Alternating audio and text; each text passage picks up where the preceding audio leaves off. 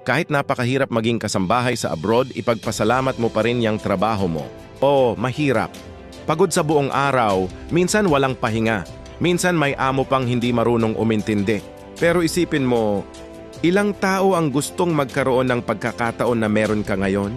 Ilang pamilya ang umaasa na sana kahit ganitong trabaho, makuha nila. Para lang may maipadala sa mahal nila sa buhay. Hindi man ito ang pangarap mong trabaho, pero ito ang naging daan para matulungan mo ang pamilya mo, para mapag-aral ang anak mo, para mabigyan sila ng mas maayos na buhay. Huwag mong maliitin ang sarili mo dahil lang sa kasambahay ka lang.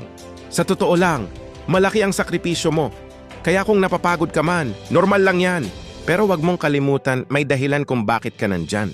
At balang araw, lahat ng hirap na yan magbubunga din. Check nyo ang profile ng OFW Thoughts para sa iba pang video na tulad nito. Pwede nyo ring isend ang mga OFW stories nyo para magawa namin ng video.